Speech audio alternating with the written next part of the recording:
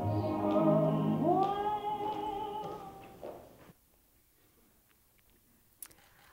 you living your life in black and white? Or are you playing full out in living color? If you ask me, I think courage has a lot to do with it.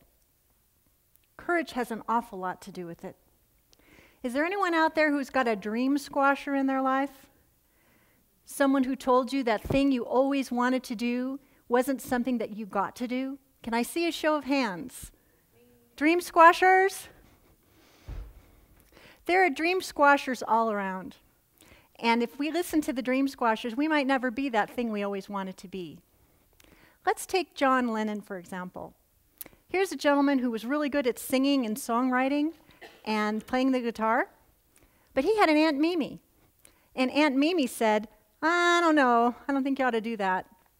But he wanted to do it enough that he kept on doing it, and just imagine what the world would have been like without John Lennon. Ray Bolger was cast originally in The Wizard of Oz as the Tin Man. Did you know that? He was, and us common ordinary yokels that wanted to get into the movies would have been totally happy if we had been cast into that show. But as it turned out, Ray Bolger was a very talented dancer and singer. And he knew that if he got that role, it would change the game and the trajectory of his life forever. And so what did he do?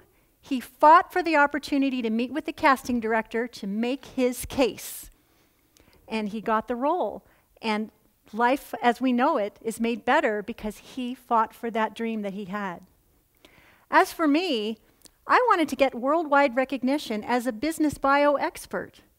And I have a list as long as my arm of mentors, coaches, and others who told me that I shouldn't do it, I couldn't do it, or worse.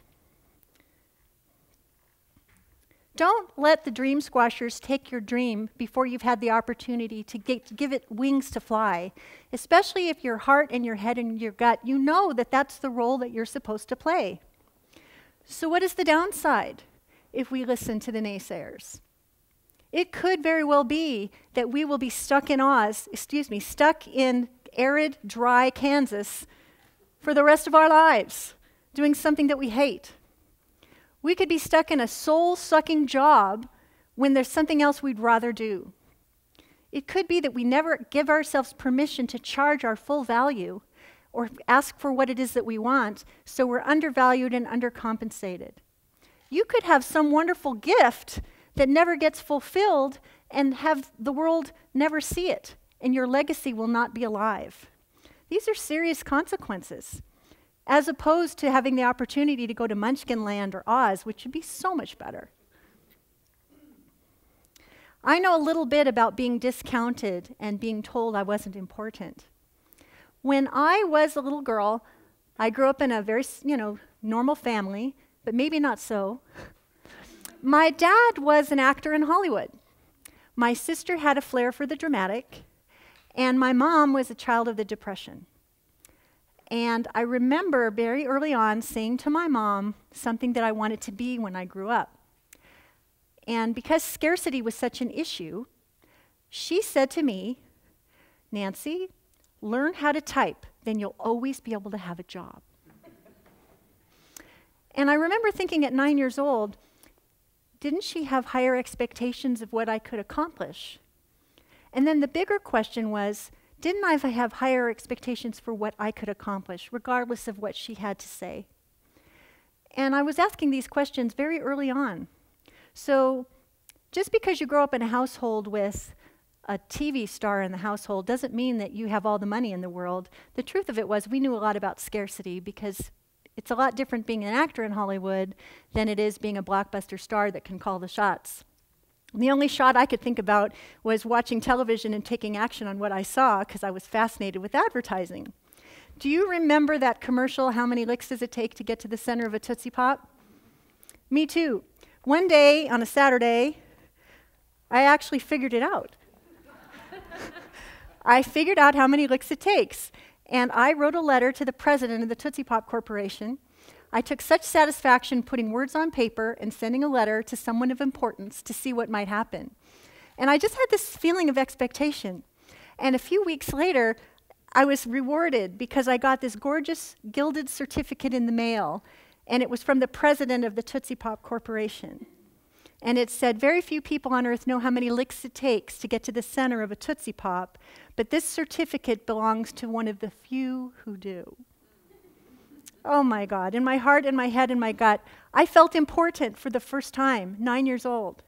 I thought, if I could use words on paper to make a difference and to be made to feel important, maybe I was supposed to use words on paper to make other people feel important. And I decided that's what I wanted to do. And that went pretty well because I started a PR firm and it did really, really well for a while. And then there was the Great Recession. Were you there? I woke up this morning and I asked my husband, why did they call it the Great Recession? You know, great, like great, that's like, Tony the Tiger, great cereal. Great, awesome. But this wasn't great. It wasn't great for me. Was it great for you? It was awful. Here I have this PR firm and I'm using words like a wizard to describe the who, what, where, when, why, and how around what people wanted to do to get known. And then in the span of a weekend, it seemed like the whole business fell apart because people were holding on for dear life just to save themselves. So without any rich relatives, without any deep pockets, I was really stuck. So I took a dare from a friend and I wrote a book. And it was designed to solve an urgent problem in the marketplace. There were lots of people that had been shown the door to leave corporate America and start their own jobs. And they had to go get clients fast. And they needed to be able to describe at first glance what they did so people would want to buy it. So I wrote this book on a dare, and I think at the time I had 1,085 names on my newsletter list. I didn't know anything about online marketing. I just basically said, are you struggling in the recession like I am? Do you have a need to attract clients so you can get on with your life? I've got this book, and if you want to buy it, go get it. And I went and walked the dog. That was it. And when I came back, it was like, you have an order, you have an order, you have an order. And my husband was, working across the hall, and I walked over there, and I said, you got to see this. Look at this. People are buying this. He says, maybe you're onto something. It was awesome. But the big idea here is that book saved my bacon at a time when I really needed to bring it home. And I've since gone on to build all kinds of things around my business to help people get known and get paid. But what's important about this is that it used to be that I had a certain skill set that I could use. And I used it well, and then it evaporated. I was a master at one thing, and the next day I had to be a novice and still have the pressure to bring home the bacon. And I was not in Kansas anymore. I had so much to learn, and learn I did. And so I want to share with you some of the things that I've learned along the journey that can hopefully help you advance your process. And so I'm just checking my notes here because I get a little nervous, just like the cowardly lion. Okay. So what are the 3 biggest roadblocks to getting on with it?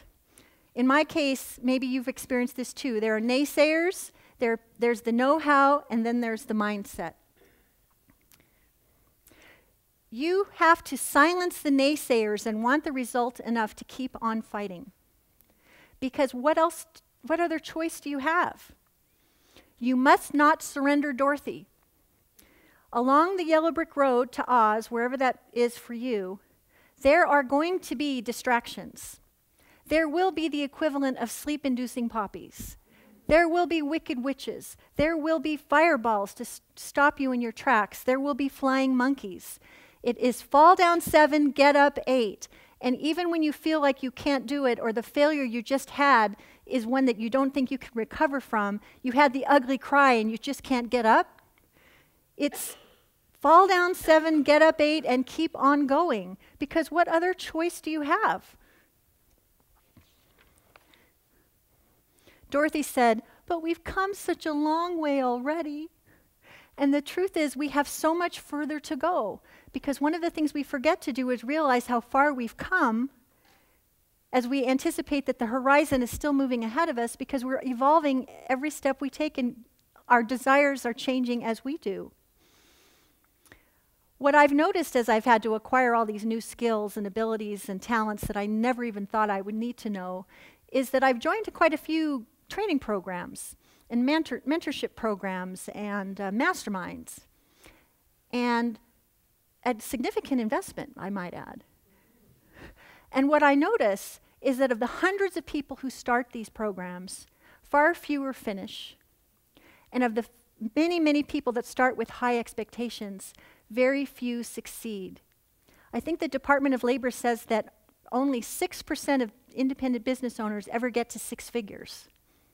So for me, starting, staying with it, and finishing has been the greatest reward of all, because I kept my eye on the prize. I set the intention that I wanted to be this expert, and I got known to be that expert. I'm a finisher. I'm a strong starter and a strong finisher, and that's really key. That is the greatest reward, because if you can't stay with the journey, you might as well go get a job. And that's okay, but that wasn't for me. So the next thing you need to do is acquire the know-how. And there is so much to learn. The bigger the mission, the more you have to find the courage to learn how to do things that maybe you have no idea how you're going to do it. Dorothy, Scarecrow, Tin Man, and the Cowardly Lion had to go get the witch's broom and bring it back to Oz in order for him to solve their problems. They knew what they wanted, and the how appeared. I knew that I wanted to make a go of it as a serious internet entrepreneur. That was what my what was. How I was going to do it, I had no idea, but I was a really good student. I was committed to making a go of it. So where can you go to look for the answers? Well, as Dorothy was along the yellow brick road, she came to the sign and there was the Scarecrow. And she says, "How do I get to Oz?" And he says, "Well, some people go this way, and some people go this way, and some people go both ways. But the key is you have to make a decision. So make decisions we do." And so what do? We go to Google. Google is a fabulous resource. We buy books. We do training programs. We join masterminds. We do mentorship. We do all of these things. Who are you going to call to find the answers? Well, you can ask the local munchkins for recommendations. They'll help you out. Ask people who've already succeeded who they worked with and how they got help so that you can get help too. I think that Dorothy, the Tin Man, the Cowardly Lion, and the Scarecrow made a pretty fine team because they joined together with different strengths and they were able to get to the promised land a lot faster and with a lot more fun and joy and jubilation and protection against the elements than if they had ever gone alone. So who's on your team? And who can you add to your team to help advance your journey? I think that for any business to succeed, we have to know who our ideal client is. We have to know what our unique brand of brilliance might be. We have to build a list of fans and followers. We have to be creative in creating joint venture partnerships. There's so many things we have to learn and do. And a lot of this is pure mechanics and just learning the basic foundational things. And it all has to, the only way out is through, baby. The only way out is through. So I want you to think about what top 3 things you need to learn in terms of know-how so that you can actually cross them off the list and have the accomplishment and the victory of having done it and gotten closer to your goal, which is your place, whatever Oz means to you. I think the most important and the most difficult part of the journey for me has been this idea of ditching self-limiting beliefs. Oh my gosh, I remember working with a coach. And all I really wanted to learn was how to use the dashboard on Instant Teleseminar. And, record, report, results. How do I do this? How do I do that? And every time I'd talk to him, he'd say, "Nancy, I need you to work on your inner game. There's so much more that you could be and do if you could just be more the message instead of focusing on the mechanics." But that felt really, really personal to me. I didn't hire a coach to help me with my inner game. I hired a coach to help me get to 6 figures fast. I figured I'd handle that other stuff like at the therapy office or something. But he would not let me off the hook. And it seemed like every call that I had, I was bursting into tears. And I guess the reason I tell you this story is that what he was trying to tell me, but that I wasn't listening very well, was that if I could be the message, live the message, show up more truly, it didn't matter if I messed up on the Instant Teleseminar. The right people would still find my message worthwhile, and I would grow my business a whole lot faster. I wish if I could go back to the beginning, if I could work on this piece first, I would do that first, because that would have changed my game even more dramatically right out of the gate. I think in terms of self-limiting beliefs, the things we worry about, how much credentials is enough? Am I qualified? Can I charge that? Can I give myself permission to ask for that or to be that? What if I make a big mistake and have an epic failure and everybody's looking at me funny? I remember the very first time I got invited to give a talk. My coach at the time said, "Nancy, if you don't speak in front of live audiences, one arm of your success will be tied behind your back." And I wasn't happy with those odds. So I went to a talk, and I had hold on to the podium for dear life, pray for the presentation to be over, and use PowerPoint like a crutch disease. And what made it even worse is someone wrote in the evaluation that she didn't pay $45 to hear a speaker talk like that. Public epic humiliation. Fall down 7, get up 8, and here I am speaking with you right now. So I think that's what's really important. And look at this, I'm just doing the best I can. You know, it's okay. I'm totally the message. It doesn't matter that it isn't perfect. Because the thing of it is, there's the bluebirds. And why did they get over to the rainbow? Because they thought that they could. So I want to tell you this story about penguins. Penguins are birds too. And they have wings. And theoretically, they should be able to fly.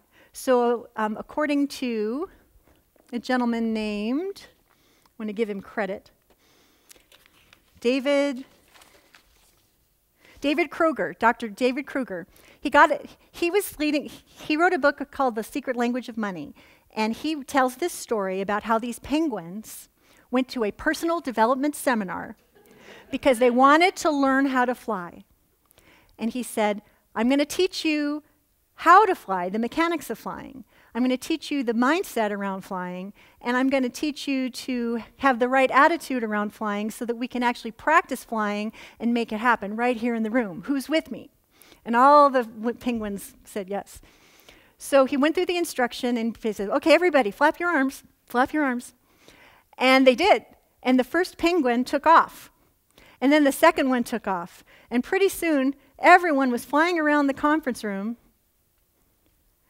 My slides are stopping. There it is, flying penguins everywhere. There was joy, there was jubilation. It was a sight to behold.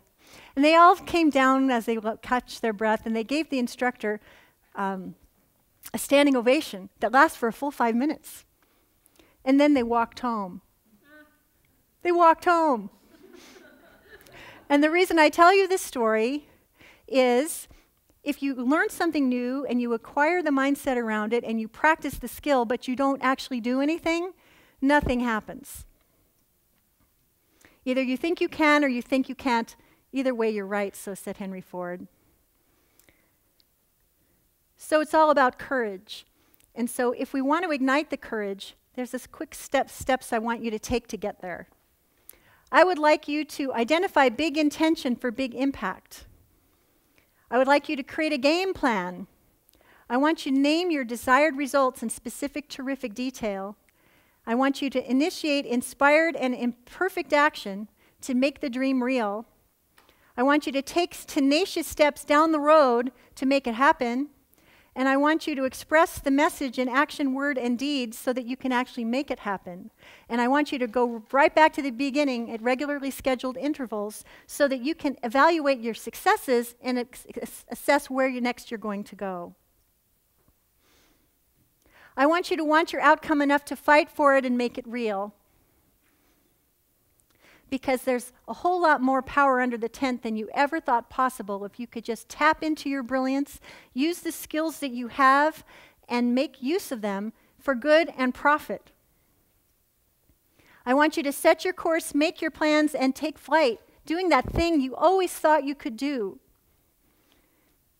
Because the alternative is perhaps living in black and white or living in full color.